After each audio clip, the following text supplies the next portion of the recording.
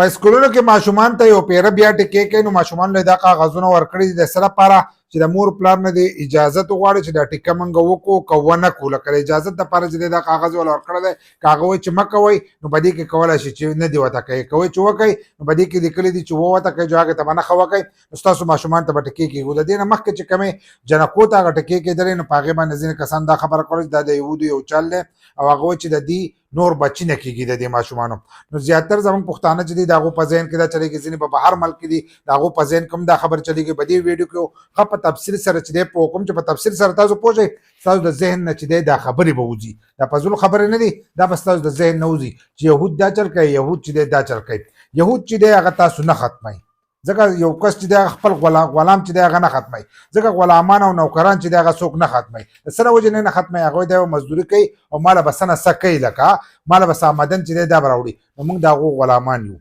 موږ د هغو غلامان یو، هغه چې څه کوي موږ هغو له مزدوري کوو او هغو له یې ورکوو. ځینې کسان به دا مني هم نو دا ټیکسونه او هر سره چې دي دا ټول هغو ته ځي. زموږ د ملک چې دی دا مکمل هر سره چې دي دا یهودو ته ځي. که تاسو هر څه وګورئ نو دا په دغه جوړ باندې ځي، په هغې به ته نور اوږدې نه ځو. او کم کسان چې وایي ماشومانو بچي، نو که تاسو وګورئ دلته کې پیپسي موږ استعمالوو، سټینګ چې دی زموږ ماشومان هم استعمالوي، ځوانان چې دی سټینګ هم استعمالوي. دا هم د یهودو فارموله ده. د یهودو فارموله چې دا دلته راغلې ده، هغه چې وایي د دې بچي نه کېدلی نو هغو به راته په دغه کې څه ور اچول، که هغه وایي چې دې کې بیماریانې لګېدلی نو هغو به راته په دغه کې چې دی څه به یې راته ور اچول. بل دا که تاسو وګورئ نن سبا میندې چې دی بچو له پی نه ورکوي، کم پی چې ماشومانو له په وړوکالي باندې ورکړی کېږي او تاسو ته ډاکټر لیکي، ټول چې دی هغه د دغه نه راځي مکمل، هغه د اسرائیلو فارموله ده، د اسرائیلو پی چې دي راځي، نو په هغې کې به یې راته څه ور اچول. نو کومو کسانو په ذهن کې چې دی د دې نه مخکې چې کومې ټکې کېدلې هغه وایي چې دا د یهودو دغه دی، نو که هغه ټکې کېدلې په هغې کې هم څه نه او وچ دا کومه ټکه ده د خسرې ټکۍ به دې کې لیکلې ده چې د 15 کالو ماشوم ته چې دی دا به کېږي، د 15 کالو نه چې کم لاندې دي هغه ماشومانو ته به کېږي.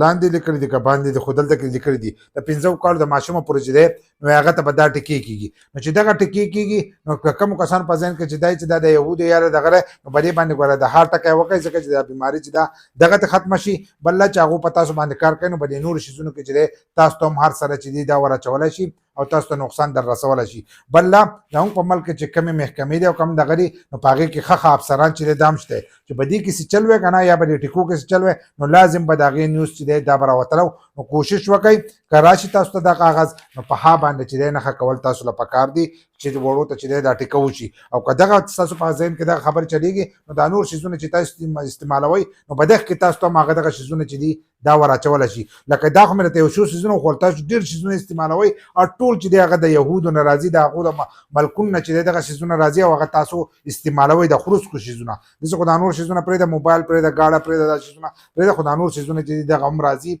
نو تاسو کوشش وکئ که راشي نو د ها نښه چې دا پکې لازم وکئ او ویډیو چې دی دا راولی مخکې شیر کئ چې نورو کسانو ته هم ور ورسي.